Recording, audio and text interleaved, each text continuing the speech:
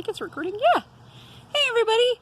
I wanted to make a video today talking about one of my ancestors because I recently discovered her and she's pretty fascinating, and I've been reading this book that made me think a whole lot of her, and so today I'm going to take a few minutes to talk about Adelaide, who is my great-great-great-grandmother.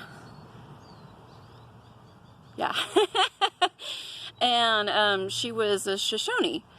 And I was really really excited to discover her recently because in my family, forever and ever my grandma kept telling us that we had a Native American ancestor.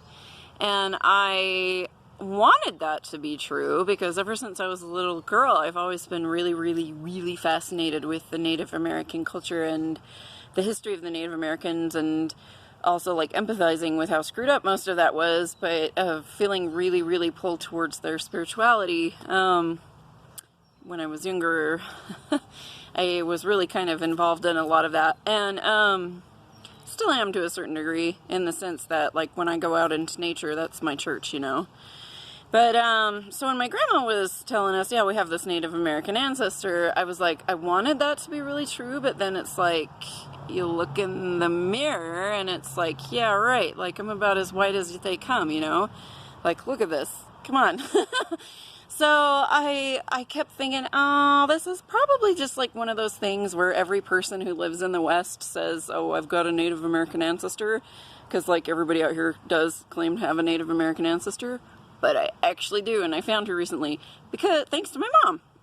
So, one of the things that happened during the quarantine was my mother, who was like trapped in the house and is also used to actually being out and about a lot more, got really bored, and she fell down the genealogy rabbit hole, as pretty much most people, most women in Utah anyway, do eventually. The Mormons are very good genealogy keepers, and it's very important to them. Hope you guys can hear me. My neighbors are out sawing something down, as they always are, but it was such a nice day I wanted to be outside. Anyway, so in the LDS faith, there's a whole, I don't know why the emphasis is so heavily on genealogy for some reason, but they're meticulous record keepers. And so my mom decided that in her quarantine time, she was going to start looking into our ancestors for whatever reason. She actually never did tell me why she decided to do that. But she started digging, and she found our great-great-great-grandma Adelaide, who was a Shoshone. And she has I was really excited to find out about her, and I thought her story was really super interesting. But I wasn't sure if I was going to share it with anybody else, because like I felt like it's kind of like, you know, like wanting to like hedge in on a culture that my family hasn't been a part of for 4 generations.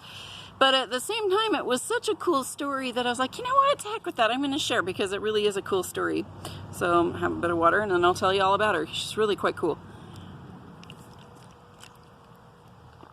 So, Adelaide's mother, so this is my, like I said, my great-great-great-grandmother Adelaide, who is my grandma on my matriarchal side, the matrilineal side, through my grandmother, my mom's mom, so not my dad's side of the family, from the Browns. So, as I've mentioned before, because I think it's kind of cool, because I live in Ogden, that my great-great-great-great-grandpa, Captain James Brown of the Mormon Battalion, is the person who settled all of Ogden. There was like a fort here before, but he is the one that purchased this land from the Goodyears for the Mormons following the war with Mexico. So he was in the United States military, but then he was also part of the Mormon Battalion, and he came out with the pioneers and settled Ogden, and that's why I know so much about the rest of my family, because like I said, the Mormons are like meticulous record keepers. So through his son, James Moorhead Brown, is how I'm related to Adelaide. And Adelaide's mother's name was Sally, and she was part of this massacre that happened in Battle Creek, Wyoming, that like completely obliterated her entire tribe. So This was not the Bear River Massacre. The Bear River Massacre was probably the worst Native American massacre that occurred in this side of the West. So there was like the whole thing with Custer, but that was out in the plains. So when we're talking about like the really horrible things that went down here in the Rocky Mountain regions, Bear River takes the cake. It was like one of the worst Native American massacres in history. But this was actually before that, so this is like yet another instance, like several years before, where a Shoshone tribe got mowed down by the United States military to like the last person. My great-great-great-great-grandmother, Sally of the Shoshones, as she was called, was the only survivor from this thing. So the United States military went in and mowed down the entire tribe. And the only way that she survived, she was a baby at the time.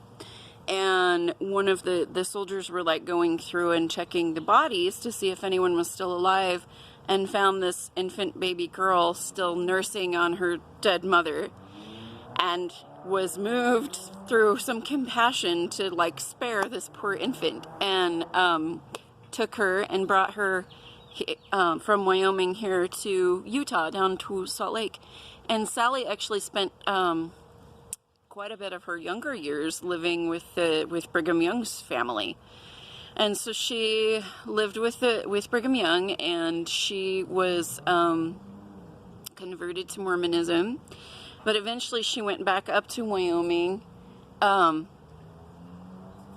the Shoshones who had converted. So there was quite a few members of the tribe that the LDS Church was proselytizing to and converted to Mormonism, and through their belief system. I don't know how many of you know about the Book of Mormon, but so that's like this story about Jesus coming to this continent and preaching the gospel, and then there were those who believed, and then there were those who did not believe, and apparently those who believed were wiped out, and then Joseph Smith found the golden plates. Anyway, like, you can look at the history of it if you want. But in their belief system, like, we're related to the Native Americans as they're the Lamanites, I believe. Anyway, so, like, it was really important to proselytize to the natives and get them converted to Mormonism, because Mormons believe that that's actually, like, the faith that everybody on this continent should believe. Anyway, it's just a long, convoluted thing, but there were quite a few Shoshones who had converted to Mormonism, and so my great-great-great-great-grandmother Sally, after she had spent some time living with Youngs, ended up going back there and married someone in her own tribe, and she had 2 children. She had a little boy named John and a daughter named Adelaide, and that's my great-great-great-grandmother. So Adelaide is really interesting. There's a lot of photos of her, which I'll post, and she's buried just up the street in the Ogden Cemetery with her husband James. And so James was Captain James Brown's son through his first wife, because he had like 13 wives. And as anybody who's familiar with the Mormon faith knows, that at a certain point, like, you're called to go on a mission if you're a boy. Well, now women do it too, but back then it was only men.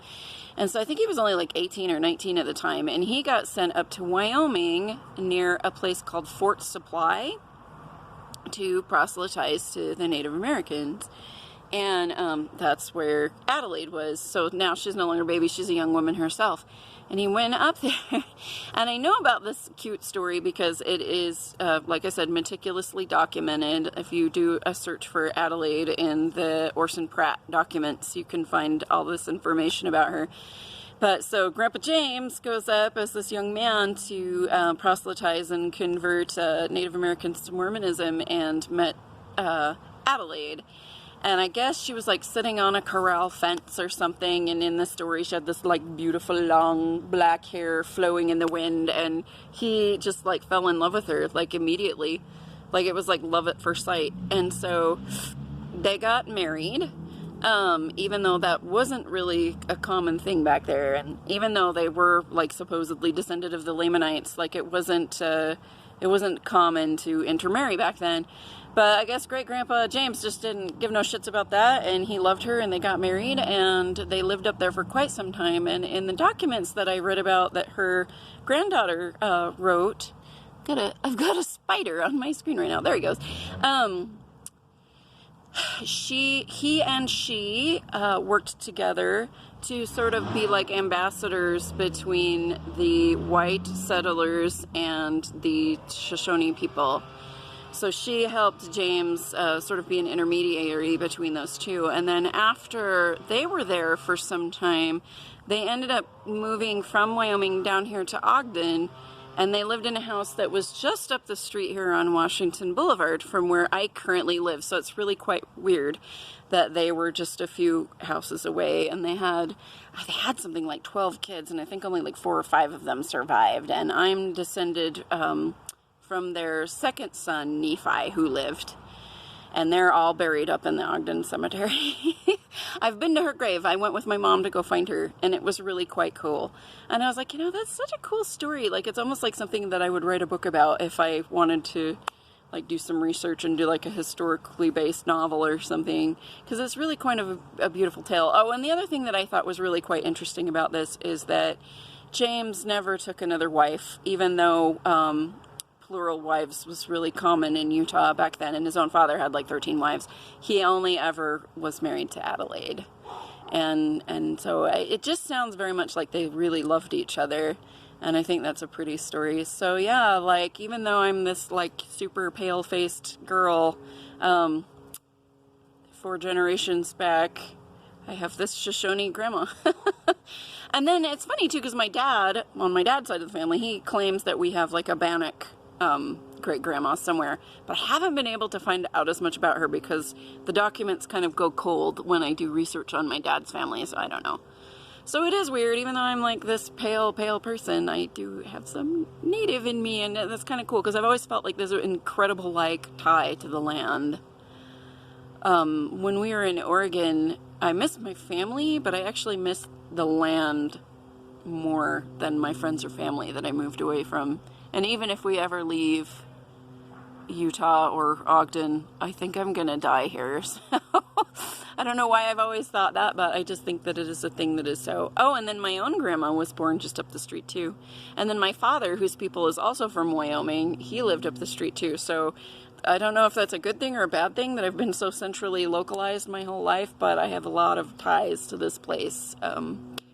Through history and blood and everything else. So yeah, it's kind of cool. Oh, and the reason that I thought I would even talk about her is that I started reading this book. I picked this up at the library the other day. It's called Daughters of the Earth. It's really quite good, and it's talking about the lives of Native American women. It says a portrait of the first and least known American woman, and it's really beautiful. I highly recommend everybody check this out if it's something that you're interested in. So yeah, anyway, that's about my great-grandmas, Adelaide and Sally, who were Shoshones.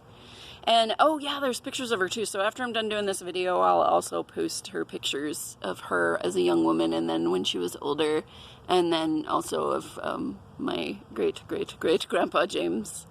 So, yeah, I don't know, I think digging into her history is really quite fascinating. It's really fun. Like, and it's weird too, because on the one hand, I think it's really cool that I'm related to some of the original pioneers and also the natives. But then on the other, I'm like, well, some of my ancestors that I know of are also like the ones responsible for moving people off their land here. So yeah, there's lots of things that have to be worked out and made right, in my opinion. So when I heard about this whole thing with Oklahoma too, I was like, oh, and oh my God, like this is the other thing too. I don't want to go too long because I think I'm getting to the end, but the thing with the uranium getting dumped on Bears Ears is bullshit, and I hope you all like looked into that and made comments. Hey, stop barking. Anyway, well, I hope you all have a good day. Bye-bye.